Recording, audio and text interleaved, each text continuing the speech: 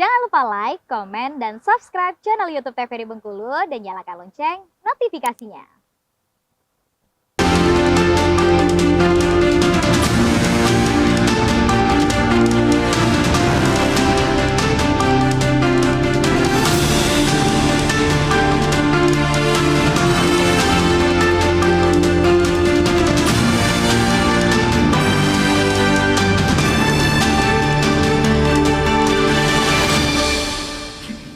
Terima kasih Anda masih bersama kami dalam acara Berendo dengan tema kita tambang ilegal. Ini Bu Safni, boleh kembali dijelaskan terkait dengan hal yang sudah disampaikan Ibu sebelumnya tadi ya?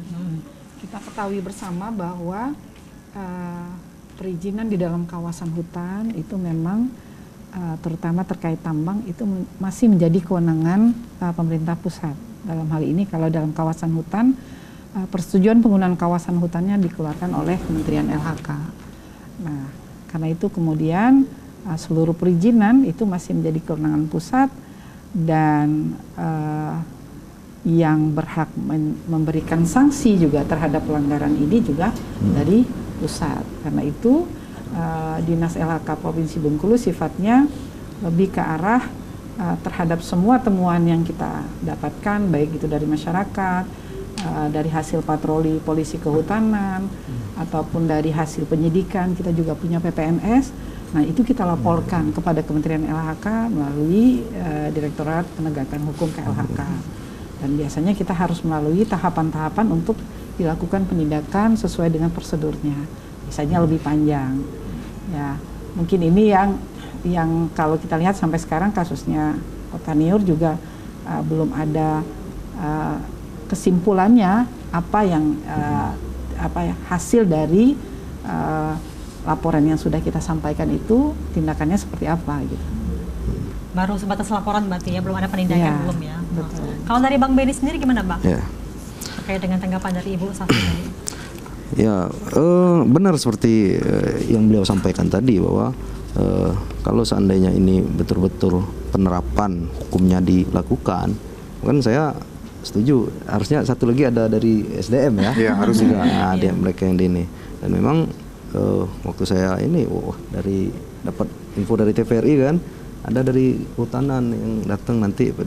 Saya lebih setuju ketika itu juga diterapkan soal hutan lindungnya untuk pelaku-pelaku ini. Kenapa? Seperti yang pertanyaan Mbak tadi kan belum saya jawab yang pertama, yang kedua tadi, segmen kedua. Ini menggiurkan bahwa betul nilai yang didapat dari melakukan penambangan ilegal ini nggak cuma ratusan juta, miliaran, bahkan kalau itu sudah digali sekian lama, kalau sampai 1 juta ton, nilainya bisa triliunan. Tuh. Nah, artinya apa?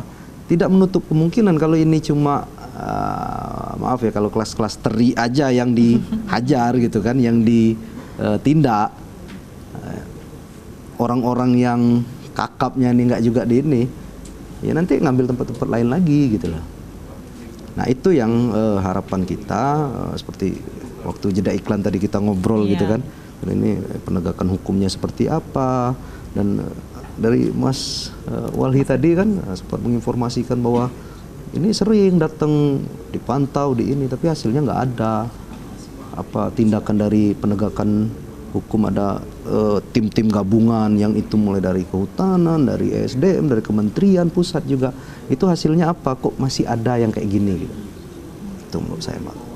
Ya, ini kan perlu tanya ya, apalagi kan harga komoditinya ini ternyata menjulang tinggi. Menjulang tinggi. Menguntungkan, sangat menguntungkan. Dan sekarang itu, maaf kita ngobrol tadi ya, sempat ini, batubara itu lagi tinggi harganya. Gitu. Seperti Abang bilang tadi, sudah kelas kakap ya, bukan cuma kelas teri lagi. Pastinya kelas kakap, kalau udah mainan kayak gini nih, pasti ada kelas kakap. Bang Dudi sendiri gimana Bang tanggapannya? Kami melihat gini ya, selain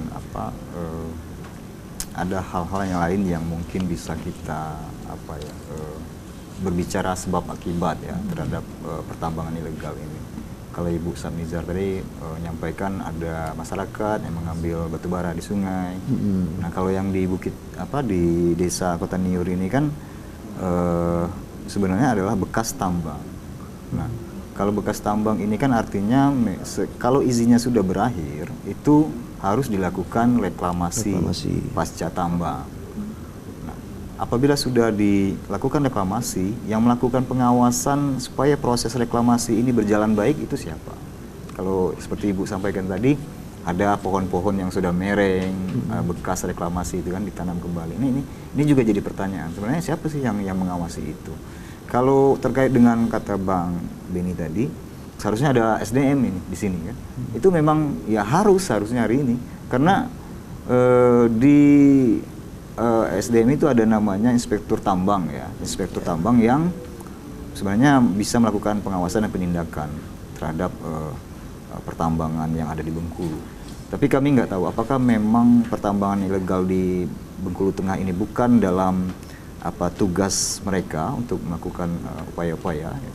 Tapi yang jelas ada tuh dari inspektur tambang yang bisa melakukan tindakan selanjutnya seperti itu. Tapi ya balik-balik memang karena semua kebijakan ini kembali ke pusat kan, mereka juga atas perintah kementerian yang di atas mereka baru mereka bisa berjalan seperti itu kan. Gitu. Tapi ya itu tadi balik-balik ya. Sebenarnya setelah reklamasi supaya barang ini tidak dikeruk kembali, itu tanggung jawab siapa yang mengawasinya kan gitu. Itu yang jadi perlu adanya tambahan pengawasan berarti ya untuk daerah-daerah yang sudah direklamasi tadi. Betul. Ya untuk tambang-tambang yang sudah reklamasi. Proses sudah reklamasi itu kan salah satunya ditimbun dan ditanami kembali ya. Nah, setelah ditanami ini kan nggak ya, kalau tidak diawasi, dijaga ya otomatis kemungkinan akan ada proses yang mungkin kegagalan seperti itu. Itu dari pihak tambangnya kan yang direklamasi lagi atau dari pihak lainnya? Kalau reklamasi itu bisa oleh pihak tambang atau oleh pihak ketiga atau tapi juga oleh sejauh ini pemerintah. tambang-tambang yang sudah bekas itu sudah direklamasi semua atau ternyata masih ada yang belum direklamasi? Nah, itu Ibu ini bisa jawab. Gimana Ibu? Ya, salah satu kewajiban pemegang izin di PPKH, kalau dulu sekarang PPKH, adalah melakukan reklamasi vegetasi, kemudian juga melakukan rehabilitasi das dengan luasan sebesar areal perizinannya ditambah 25%. Kalau untuk kasus Kota Niur, itu mereka sudah melakukan reklamasi sebagian dan ada sebagian yang belum dilakukan dengan kondisi yang baik. Jadi terhadap bekas tambang itu sudah mampu tumbuh tanaman awal, kemudian sudah ada yang tanaman yang lebih tinggi, perdu, sampai juga sudah tumbuh pohon-pohon. Ini yang saya ceritakan ketika dikeruk kembali karena ada tambangnya, terus pohonnya menjadi rusak. Kemudian terhadap kewajiban rehabilitasi dasnya, perusahaan ini belum melakukan kewajibannya. Kita sudah berkonsultasi ke Kementerian LHK, apa sanksi yang bisa diterapkan terhadap pemegang kewajiban yang tidak melaksanakan kewajibannya. Baik Ibu, kita jeda sejenak, nanti akan kita bahas lagi biar penasaran gitu kan. Baik pemirsa, kita akan jeda sejenak setelah lagu berikut ini dengan tema kita tambang ilegal. Tetap bersama kami dalam acara Berendong.